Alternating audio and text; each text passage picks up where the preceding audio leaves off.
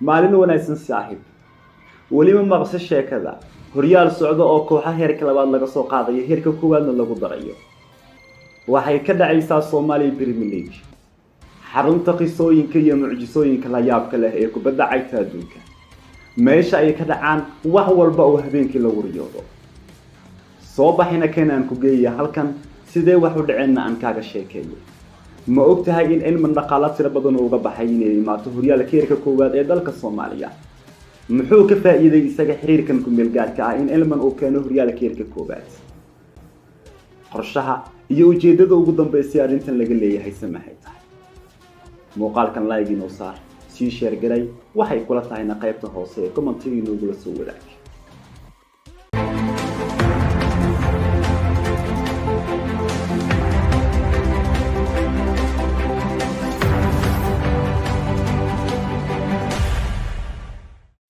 Simron oo ka taagan yahay maalin jimcaha ayaa garoonka Engineer Yariso Stadium Ex-Conis degmada Abdulcasiis ee gobolka Banaadir laga qaaday horyaalka Soomaaliya Premier League waa horyaalkii loo qoondeeyay in la ciyaaro sanadii 2021 laakiin xiriirkii rasmiga ahaa ee xilliga joogay oo uu majaraha u hayay Mudane Cabdilqani Saciid Carab waa uu ku fashilmaday horyaalkan inuu qabto koox gumeel gaar ah heshiiska uu ahaa in oo kaliya ay qabtaan doorashada hoggaanka ciyaaraha Soomaaliyeed oo wax ka yar 2 bilood ay ka dhiman tahay ayaa ku dhiiraday iyadoo tafaraaruq tiro badan ugu jiro in horyaalka ay qabtaan iyadoo kooxo badan aysan ku qanacsaneyn horyaalkan xilligan in la ciyaaro kooxaha qaarkood dhaqaalihii iyo qarashaadkii uu ka maqan yahay musharaxiinta hoggaanka ciyaaraha Soomaaliyeed iyaguna aysan si toos ah u ogoleen in xilligan la galo xaalado ciyaaro horyaaleed ayaa horyaalka la qabtay lana ogolaaday in la daafuro laakiin warka oo idil waxa ka mucjiso weynaa warkii soo baxay maalmo dhaweyd oo ahaa in laba kooxood oo ka tirsanaa kooxaha 10 ka gaaraya ee heerka labaad loo soo kordhiyay heerka koowaad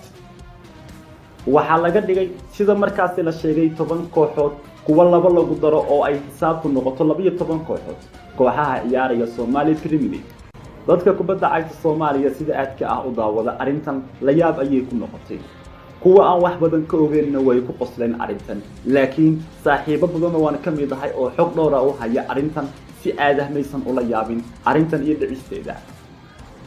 tan iyo maalintii kooxda Jeenyo iyo kooxo kale ay diideen inay ciyaaraan horyaalka Soomaaliya waxa adkaatay dooda ku saabsan in Elman iyo koox kale ay ka soo baxayaan horyaalka heerka labaad ee dalkeena Soomaaliya loo soo naweecinayay heerka koowaad ujeedka markaasi ay doodan u soo baxday waxay yahay in kooxda Elman lagu bedeli doono LLBB Jeenyo raadsan sidoo kale lagu bedeli doono Geeska Afrika laakiin arrintan ayaa isbedeshay markii madaxda xiriirka iyaga si hoose u wada hadleen waxay ku wada hadleen in waqtigan hadda lagu jiro uu sanahayn mid munaasib u ah iyaga in koox ay heerka koowaad ka qaadaan heerka labaad geeyaan midna heerka labaad ay ka keenaan heerka koowaad keenaan iyagoo aan wax faa'iido ama macaash ka helin ujeedkoodu waa inay dhaqaale sameeyaan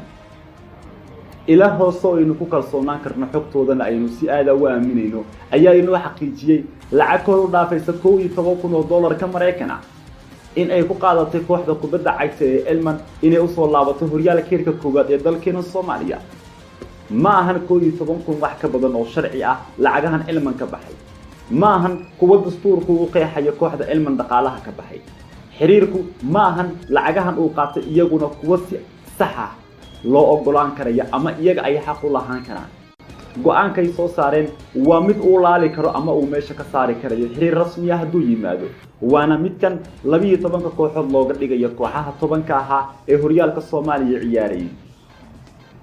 arrintan waxaa daliil ku filan saaxiib daawade ama cadeen iyaduna ku filan dhaqaalihii tirada badnaa ee 40 gaarayay ee la weydiiyay shabakadaha ciyaaraha Soomaaliya ka faalooda baahin jiray live-na ka soo dhigi jiray ee Muqdisho Cable Astaan iyo Asal 24 kuwa oo iyaguna dhagabi ahaanba ka tanaasulay ka hadalka ciyaaraha Soomaaliya iska daa fiidiyooga ugu dambeyn haddaba kubadda cagta Soomaaliya saaxiib meel xun ayay ku sii foorartaa xaalad aan la milaysan karin ayaana hadeertaan ay madaxa la sii galaysaa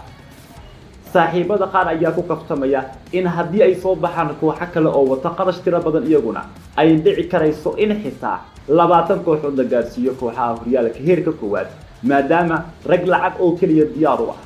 ay hadda xafiiska fadhiyaan. haddaba maadaama ay doorasho soo socoto saaxiib daawade sooma qurxoona in kooxdan hadda laga sii hortagaba dhibaatada ay wadaan ujeedkooda dhaqaalahan ay u ururinayaan oo ah doorasho inay galaanna laga hor istaago gebi ahaanba si ciyaaraha Soomaaliya uu u helo wada sax ah oo uu ku guuleysto. waa maasan tahay ugu dambeyn haddaba kubadda cagta Soomaaliya saaxiib meel xun ayay ku sii foorartaa xaalad aan la milaysan karin ayaana hadeertaan ay madaxa la sii galaysaa. saaxiibada qaar ayaa ku kaftamaya in haddii ay soo baxaan kooxo kale oo wata qarash tiro badan iyaguna ay dhici karayso in xitaa 20 kooxood la gaarsiiyo kooxaha horyaalka heerka koowaad maadaama rag lacag oo keliya diyaar u ah ay hadda xafiiska fadhiyaan. haddaba maadaama ay doorasho soo socoto saaxiib daawade sooma qurxoona in kooxdan hadda laga sii hortagaba dhibaatada ay wadaan ujeedkooda dhaqaalahan ay u ururinayaan oo ah doorasho inay galaanna laga hor istaago gebi ahaanba